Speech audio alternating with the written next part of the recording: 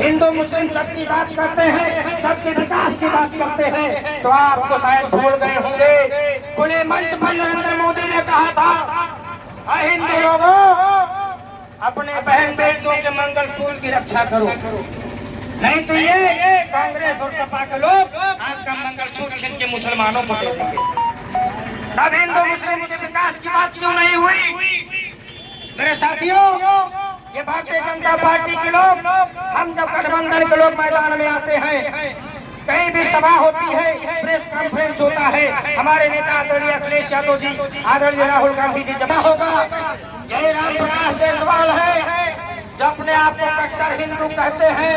एक जमाना था इनका जब कुल्हाड़ी लेकर चलते थे और मुसलमानों को माँ बहन बेटी से गाली देने का काम करते थे, लेकिन जब शादी ब्याह करने की बात आती थी बहन बेटी की, रामप्रकाश जायसवाल गवाह है कि श्यामल यादव का बेटा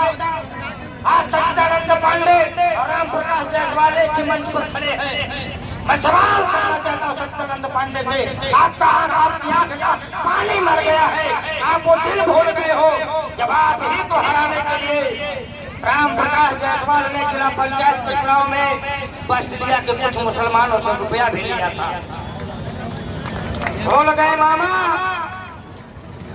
कि सामने बैठ के आपको सबूत के साथ वो दिन याद दिलाते। आप किस विकास के, किस हिंदुत्व की बात करते हो? जगदम्बिका पाल आज गांव गांव गली गली ठोकर खा रहा है और कह रहा है हमें मोदी के नाम पर एक बार और मोदी कहता है कि मंगलसूत्र के नाम पर वोट दे दो, योगी कहता है कि मंदिर के नाम पर वोट दे दो। सवाल करना चाहता है भारतीय जनता पार्टी के लोगों, हिंदुस्तान में 10 वर्षों से भारतीय जनता पार्टी की सरकार है, उत्तर प्रदेश में 7 वर्ष पूरे हो गए योगी आदित्यनाथ की सरकार है, लेकिन दलित पिछड़े भाइयों हिंदू समाज के लोगों,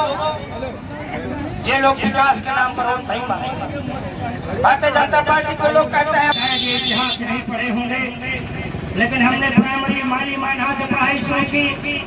कायदाबाद होते हुए बस्ती में 3 डिग्री 40 डिग्री हासिल की। मेरे साथियों, हमने इतिहास और हिंदी इंग्लिश सब पढ़ी है, हमें याद है कि भगवान परशुराम का मुद्दा और याद नहीं हो। ब्राह्मण समाज के लोगों, जब भगवान परशुराम दुनिया में एक बड़े योद्धा, महान तपस्वी, महान पुजारी माने जाते थे, ब्राह्मण समाज के लोगों, जब क्षत्रियों के आतंक से, पंडित जी आप भाजपा के मंच पे हो, शायद आपके आंखों में गोबर का चश्मा लगा हो, आपको ना दिखाई दे रहा हो, एक बार चश्मा उतार कर इतिहास उठाकर पढ़ लेना। आप वाल्मीकि महाराज की या तुलसीदास महाराज की, चाहे राधे श्याम रसिया महाराज की लिखी हुई रामायण पढ़ लेना। जब क्षत्रियों के आतंक से धरती त्राहि करने लगी थी, इस भारत भूमि में आतंक मचा रखा था क्षत्रियों ने, तब धरती माता ने प्रकट होकर के भगवान परशुराम से निवेदन किया था, हे परशुराम, हम त्राहि कर रहे हैं, हमारे ऊपर जीवन यापन करने वाले इंसान हो, चाहे पशु हो, चाहे पक्षी हो, चाहे प्राणी हो, सब परेशान है क्षत्रियों से, इनका कोई उपाय निकालो। तब ब्राह्मण समाज के लोगों, तब भगवान परशुराम ने अपना फांसा उठाया था और इस भारत भूमि को क्षत्रियों से भेद कर दिया था।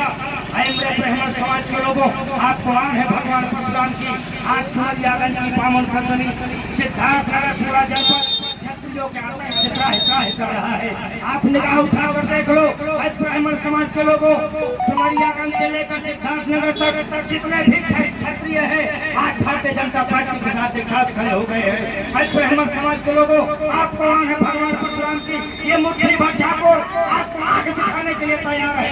भगवान परशुराम के वंशजों, आप अपना फांसा उठाओ, जनेऊ लपेट लो और इनको इनकी औकात बता दो, डुमरियागंज को क्षत्रिय भेद कर दो, ताकि आने वाली क्षत्रिय की कोई भी किसी भी ब्राह्मण या गरीब हिंदू की तरफ निगाह उठाने का हैसियत न करे। मेरे साथियों,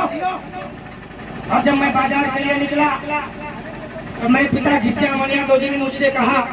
कि बेटा परसपुर में जाना, बेड़ा के दया के तमाम हमारे बिरादरी रिश्तेदार के लोग होंगे, उनसे एक निवेदन कर देना, भाई यदुवंशी समाज के लोगों, याद करो आज से 30 साल 35 साल पहले का वो दौर, जब आप किसी गली कूचे से गुजरते थे तो आपको अहिरा कह के बुलाया जाता था, लेकिन एहसान धरती पुत्र मुलायम सिंह यादव का, जो उत्तर प्रदेश की पावन सरजमी पर सियासत की दुनिया में कदम रखता है तो ये ब्राह्मण और मुसलमानों की बदौलत वो मुख्यमंत्री बनते हैं। और जब आदरणीय इमरान सिंह यादव मुख्यमंत्री शपथ लेते हैं तो इस समाज के लोगों उसी दिन से किसी ने आपको अहिरा कहने की हिम्मत नहीं थी। आपको यादव जी